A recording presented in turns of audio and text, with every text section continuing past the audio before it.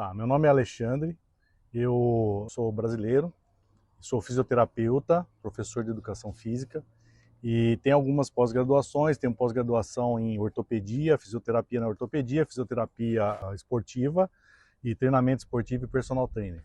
Tenho um mestrado em ciência do movimento e reabilitação e também tenho uma especialização profissional em acupuntura. Quando a gente fala do processo de visto, tem vários tipos de visto que podem ser aplicados.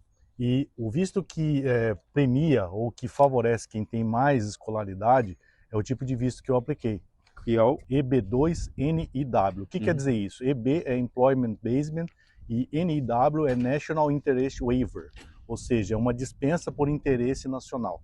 Então esse visto, ele é um visto que até é recente, né? Ele começou a ser aplicado em 2016 e de uns 4 anos para cá que ele começou a efetivamente ser aplicado em grande escala pela USCIS, né? O que aconteceu? Eles entenderam que pessoas que têm uma alta qualificação numa determinada área, eles eram relevantes e importantes para o contexto da economia americana. Então tem algumas profissões que têm carência de profissionais. As profissões da área de saúde são as que estão em mais alta nesse quesito, né? Então médicos, enfermeiros, fisioterapeutas, nutricionistas, todos esses profissionais eles são bem avaliados e têm uma certa facilidade em aplicar para esse processo. Bom, qual que é a diferença do EB2NW para outro visto, né? O EB2 seria aquele visto que, assim, você é um profissional qualificado e você trabalha numa grande empresa e essa empresa resolve mandar você aqui para os Estados Unidos para uma filial deles. Esse é o visto chamado EB. Só que ele precisa de um sponsor, que é essa empresa. Então você precisa de uma oferta de trabalho para ter esse visto. Ou, digamos que você é um profissional extremamente qualificado no Brasil e você recebe uma proposta de emprego de uma multinacional ou de uma empresa americana. Então ele vai ser teu sponsor, ele vai te patrocinar para você vir para cá. O NIW, né, justamente esse waiver, é a dispensa da oportunidade ou da oferta de emprego. Você não precisa ter uma oferta de emprego para você vir para cá, né? Ele tem alguns requisitos, né? Não é qualquer pessoa que consegue aplicar. Basicamente, ele tem 3 subcategorias desse visto. A primeira delas, que é a número 1, ela é para quem tem mestrado ou doutorado, né? Que é uma pessoa que tem um perfil acadêmico, tem pesquisas na área, tem artigos publicados e tudo mais. Agora, não confunda essa parte com o visto EB1, que é o de habilidades extraordinárias. Esse é aquele profissional que tem livros publicados, tem uma série de artigos, ele é excelente numa determinada área, ele é um profissional que é altamente qualificado num segmento específico. Esse é o EB1. O EB2NW, ele, né, nessas categorias, então essa primeira que tem mestrado e doutorado, você precisa ter um mestrado e doutorado para aplicar. Na segunda, você precisa ser bacharel numa determinada área, né, de interesse, obviamente, mas a gente tem uma área, um perfil aqui que ele chama de STEM, que é ciência, o S, né, de Science, o T de TI, Technologic, o E de Engineering e o M de Mathematics, né? Então essas áreas são as áreas que estão com mais carência, que têm mais oportunidades. Nesse caso, você sendo bacharel, você precisa ter 5 anos de experiência na sua área. Ou a terceira opção, se você tem um tecnólogo, um curso tecnólogo, você precisa de 10 anos de experiência. Então qualquer uma dessas 3 você consegue aplicar, né? E tem a oportunidade de conseguir vir para cá já com o Green Card ou fazer o ajuste de status, que é o que muita gente pergunta. Eu estou aqui nos Estados Unidos e aí eu descobri que tem esse visto. O que eu faço? Você pode aplicar e fazer o seu ajuste de status. As diferenças são prazos e custo, né? Então, o que acontece com relação aos prazos? Quando você aplica para o EB2NW, você faz todo o processo, você vai montar um projeto. Esse projeto ele tem que ter alguma documentação. Quais são os documentos? Você tem que ter traduzido o seu diploma, seu histórico escolar. Você, no caso, sendo bacharel, você vai ter que ter cartas de recomendação de antigos empregadores que vão mostrar que você é um profissional qualificado. Dentro do processo, né, o que é importante é você mostrar evidências, porque o que o oficial ele quer ver? Ele não quer olhar e você falar assim, porque eu sou isso, eu sou aquilo, eu faço aquilo, tá? Você faz um processo, escreve um projeto muito bem escrito, em inglês, obviamente, né? tem que ser feito em inglês. E uma coisa que o meu consultor falou, não basta você pegar e passar pelo Google Tradutor. Tem que ser um inglês do jeito que o americano fala, ele tem que fazer sentido para o americano, né? Tem que ser escrito à forma americana. E isso não é uma coisa simples, talvez você tenha que pagar um tradutor para poder fazer isso daí, e um tradutor com uma experiência no inglês dos Estados Unidos, né? Então, as evidências que ele vai pedir. Então, assim, primeiro ponto, né? Se for lá naquela categoria 1, mestrado ou doutorado, diploma de mestre ou de doutor, a titulação que você tem. Depois disso, você vai precisar comprovar dentro do mestrado e doutorado sua produção científica. Então, se você fez mestrado, quem fez mestrado sabe, você tem artigos científicos que você tem que publicar. Doutorado, idem, a mesma coisa. Seus artigos científicos traduzidos, se você publicou em inglês ou português, no meu caso já foi mais fácil porque eu já publiquei em inglês, então para mim já foi mais tranquilo. Se você vai fazer no grupo 2, que é o bacharel, aí é assim, você vai precisar de cartas de recomendação, de antigos empregadores, porque os Estados Unidos não entendem aquela nossa famosa carteira de trabalho. Você vai ter que ir num empregador, se você trabalhou, exemplo, você é engenheiro, trabalhou para Vale do Rio Doce, você é engenheiro, trabalhou para uma construtora grande, Camargo Correia, Odebrecht, whatever, você vai pedir uma carta do seu antigo chefe. Olha, esse cara trabalhou para mim durante tanto tempo, ele desenvolveu essas atividades de tal data até tal data, ele desenvolvia isso, e o perfil dele é um perfil excelente, ele está muito bem qualificado dentro da profissão dele para desenvolver essas atividades, não sei o quê, né? E óbvio, não tem nada que desabone.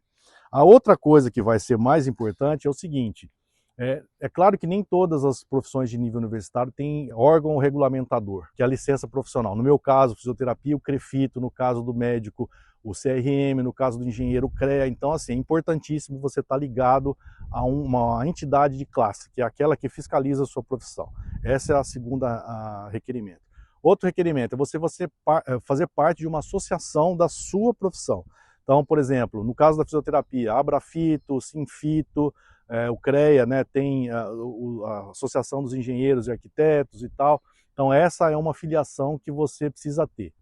Outra coisa que é importante é você mostrar que você é um profissional que está acima da média. Como é que você mostra isso? Bom, eu recebo uma remuneração que está acima da média.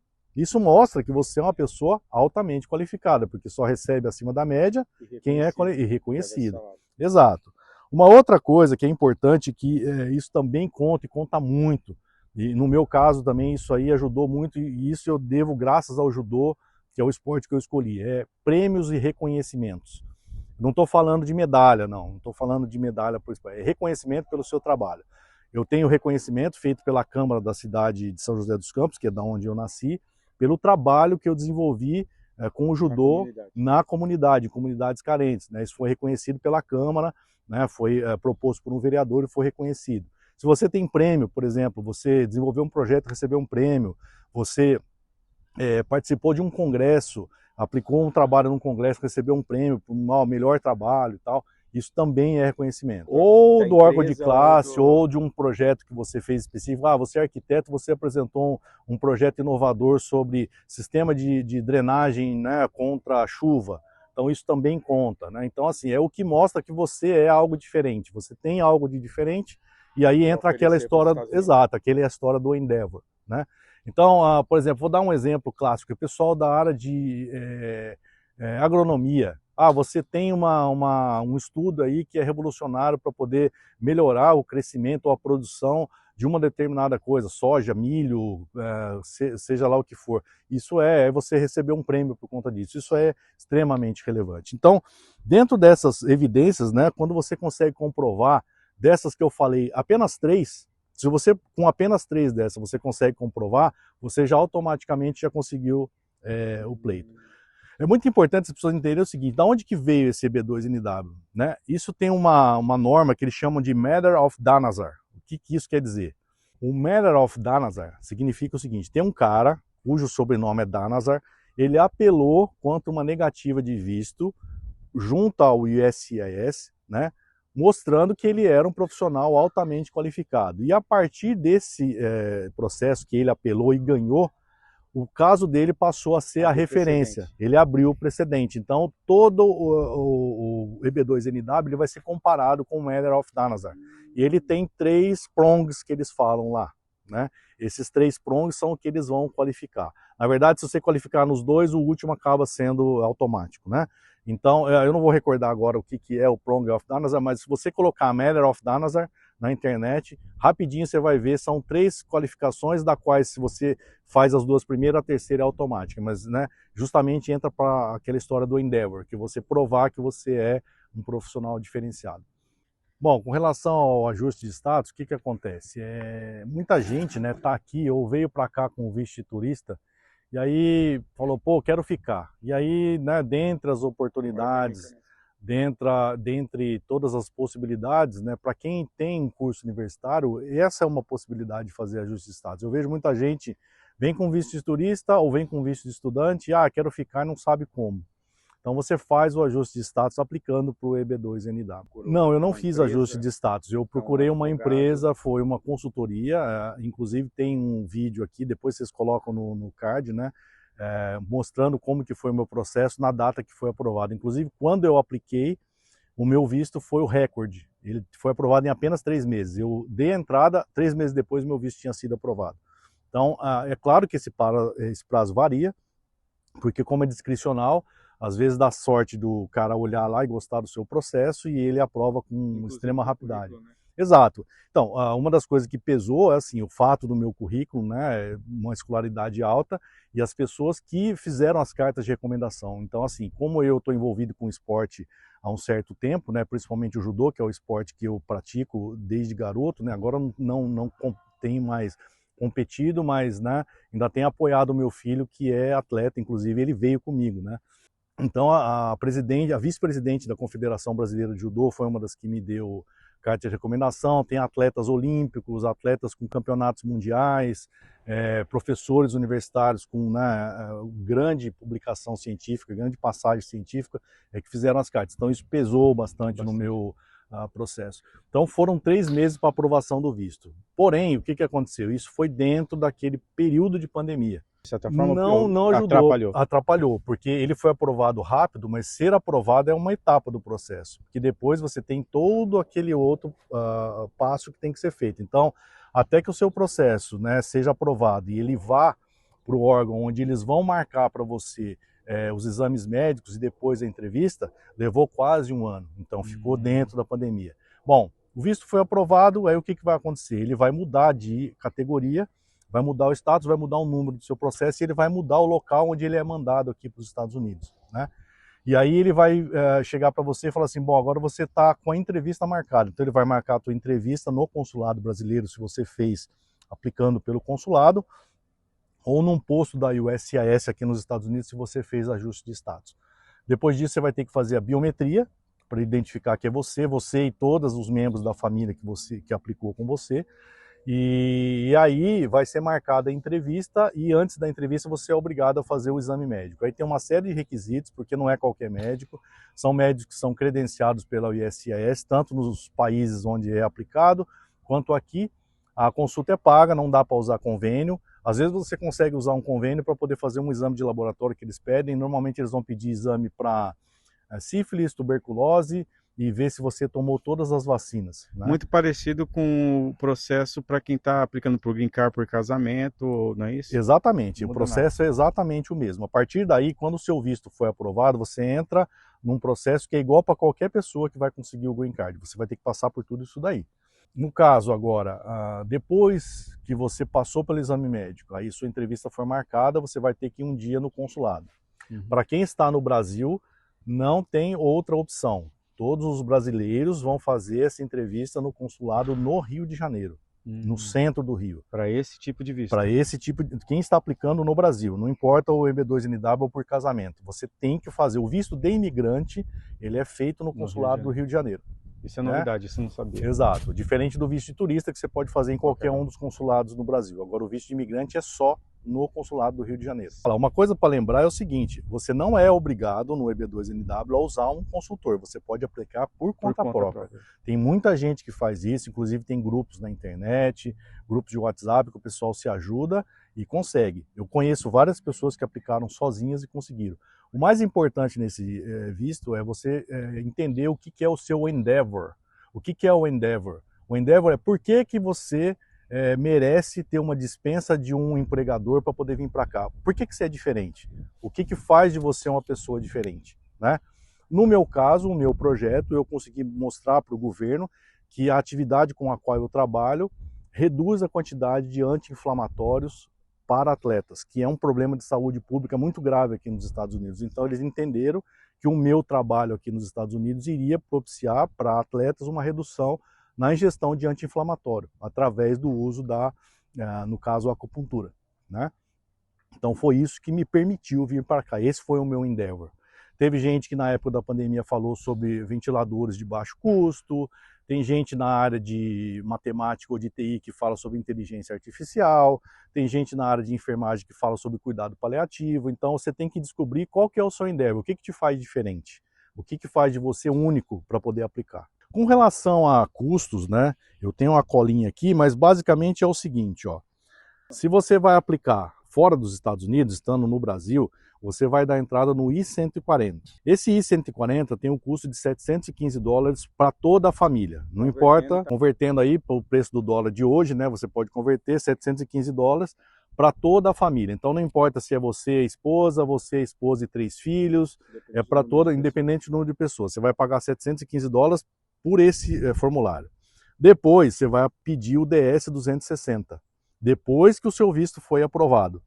O DS-260 é $345 por pessoa.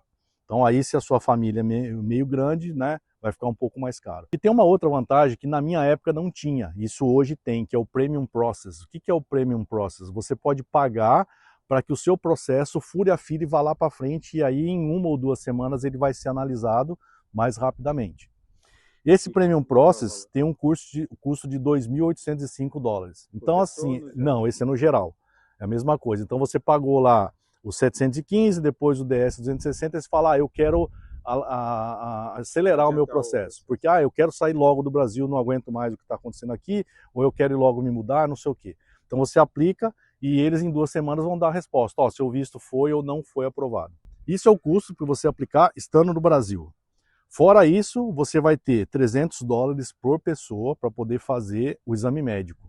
E esse é $300 mesmo. Se você estiver aqui nos Estados Unidos é $300. Se você estiver no Brasil, você vai pagar $300, no caso em real, na conversão do dólar do dia. Para mim foram 600 no caso, que foi só eu e meu filho. Né? Se você tiver uma família maior, ela vai ser mais caro. 85, que é a biometria. Você vai fazer no dia que você marcou, um dia anterior que você marcou a entrevista, que é quando eles vão conferir os documentos que você tá tudo certo lá, né? Se você resolveu fazer o ajuste de status, o que acontece? Isso significa que você já tem um visto, você está aqui nos Estados Unidos, então você já tem um visto, ou de estudo, ou de trabalho, tanto faz. Para quem vai fazer ajuste de status é um pouco mais caro. O que vai acontecer? Você vai ter que dar entrada no I-485, e junto com o I-485 você vai dar entrada no I-765 e no I-131. Então o I-485 custa $1.440, o visto, que vale para todo mundo. O I-765, que é a autorização de trabalho, porque o que acontece? Se você está aqui com o visto de turista ou com o visto de estudo, você não pode trabalhar. Então o I-765 é uma solicitação para que você possa trabalhar. Ele vai custar $550 por pessoa. E o I-131, esse é muito importante, ele custa $630 por pessoa. O que é o I-131? Entenda o seguinte, você está aqui com um visto de turista, ou visto de estudo. Isso é um visto provisório, você não pode postergar. Claro, o visto de turista você pode pedir o adiamento, né? A prorrogação por mais um tempo, mas ele é provisório, uma hora você vai ter que ir embora. O estudo é a mesma coisa. Quando o seu período de estudo acabar, uma hora você vai ter que ir embora. Esse I-131 é autorização para viagem, porque entenda, você está ajustando o status. Enquanto você está ajustando o seu status, você não pode sair daqui dos Estados Unidos. Então você vai ficar retido aqui até que o seu visto seja aprovado ou negado. E o I-131 é o que vai te autorizar a viajar para o Brasil se você precisar no meio do teu processo, enquanto o seu green card não chega, né? Então, para quem está fora dos Estados Unidos, né, somando o custo do médico que você vai ter que ter também a biometria, ele vai ficar no total $2.920. Para quem está fora, $1.445. Então é uma diferença de $1.153 para aplicar né? A diferença é quem está fora ou dentro dos Estados Unidos, né? Se você quer contratar uma consultoria, eu decidi contratar uma consultoria. No meu caso, eu consegui assim, um preço muito interessante. Eu paguei só $5.000 na época que eu fiz o meu processo em 2021, né? Eu comecei ele em 2021 e efetivamente eu só consegui entrar nos Estados Unidos em 2023. Então eu dei entrada em outubro de 2021 e cheguei aqui nos Estados Unidos em julho de 2023, né? Eu paguei $5.000 para essa consultoria, inclusive quando vocês deram uma olhada no vídeo, você vai ver lá quem é, né? O Gustavo Strobel. Hoje eu sei que esse valor já não é mais o mesmo, está girando em torno de 12 mil, mas tem consultoria aí cobrando até $80.000. Então depende da consultoria. Agora toma cuidado, tem muito picareta aí na internet que vai tomar o seu dinheiro, não é advogado, não sabe o que está fazendo, simplesmente catou informação por aí afora e está garantindo que vai aplicar.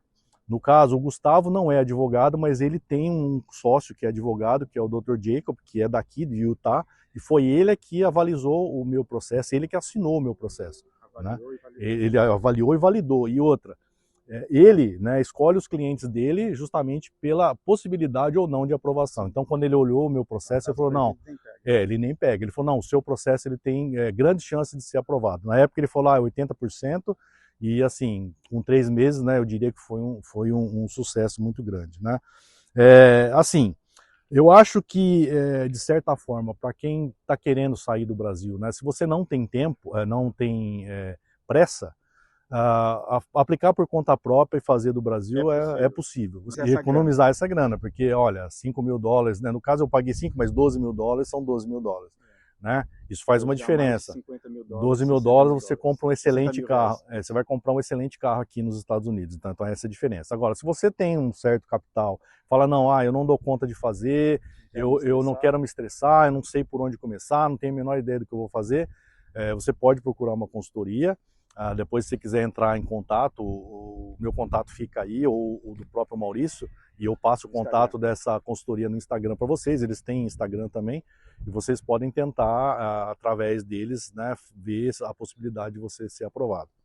Então, gente, é o seguinte, se você tem a intenção de vir para os Estados Unidos de maneira legal, entrar pela porta da frente, né, chegar aqui, ter seu green card, ter seu social security, ter toda a possibilidade de viver como um americano vive, é claro que você vai chegar aqui, você vai ter que trabalhar, você vai ter que mostrar que você é diferente. Esse tipo de visto é o visto que é o mais adequado.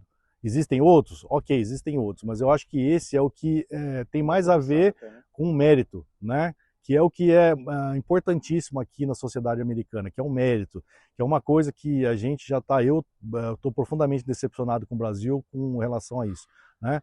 Você não vê aquele que é melhor, que é o mais qualificado, que é o mais bem preparado, conseguindo as melhores oportunidades. É sempre o amigo desse, o indicado daquele, o filho desse, o filho daquele. Então aqui não existe isso. Aqui, se você é o melhor naquilo que você faz, as oportunidades vão acontecer. Agora uma pergunta, o que isso mudou na sua vida e na vida da sua família? Você conseguiu, por conta do seu green card, passar isso para o seu filho, que você mencionou no início da entrevista? Então, e que pé que está isso daí? Então, o que aconteceu? Quando eu apliquei, na época, né, só era eu e meu filho, eu sou divorciado, né, do primeiro casamento, eu já estou no meu segundo casamento, mas à época eu ainda não era casado com a minha atual esposa. Então, como aplicou somente eu e meu filho, o que foi que aconteceu? Ele veio comigo como meu dependente.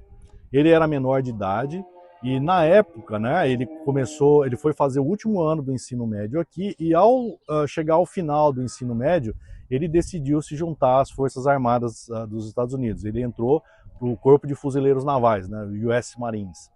Isso modificou a vida dele de uma forma tal que acelerou o processo de cidadania dele. Né, ele já conseguiu ser cidadão americano, eu ainda não consegui, porque o meu prazo ainda não deu, ainda vou ter que esperar mais 2 anos e meio, mas ele já é cidadão americano. Inclusive, a gente vai, cortando você um pouquinho, a gente vai falar sobre isso numa outra entrevista para você que está interessado em saber mais sobre como conseguir o seu green card e até mesmo a cidadania americana. A gente vai estar apresentando a história dele, que já dá um outro depoimento. Porque, inclusive teve entrevistas que ele fez. Inclusive ele passou em algumas emissoras de TV aqui dos Estados Unidos. Então, numa outra oportunidade, para você que gostou desse conteúdo com o Alexandre, achou que realmente valeu a pena, que está servindo, que vai te dar um caminho, um norte aí na sua vida para vir para os Estados Unidos com green card, com visto de trabalho, deixa o seu gostei mais uma vez, deixa o seu joinha, compartilha com seus amigos e manda para aquelas pessoas que estão interessadas nesse mesmo tema. E futuramente a gente vai falar com o Arthur, né, seu filho, Exatamente. Que hoje já é cidadão americano, e como que ele chegou lá. E outra coisa que vai acontecer, você falou, vai modificar a minha família, né? A minha esposa, a minha atual esposa, está no Brasil, e agora eu vou aplicar para o visto de noiva, né? O visto de casamento para ela. Então isso também vai propiciar que ela venha para cá com o green card, que é, né, um outro tipo de visto. Então você veja, um visto que eu apliquei lá atrás, modificou a vida do meu filho, agora vai modificar a vida da minha atual esposa. Bom, se você gostou desse conteúdo, né, você que está interessado em querer vir para os Estados Unidos, né, a gente vai colocar no card aí como que foi o processo. Vai ter mais para frente vai ter o vídeo que vai falar como o meu filho virou militar e como que ele conseguiu virar cidadão americano. E depois a gente vai falar também como que nós colocamos o visto de noiva, que é o que eu vou aplicar para minha esposa no futuro próximo.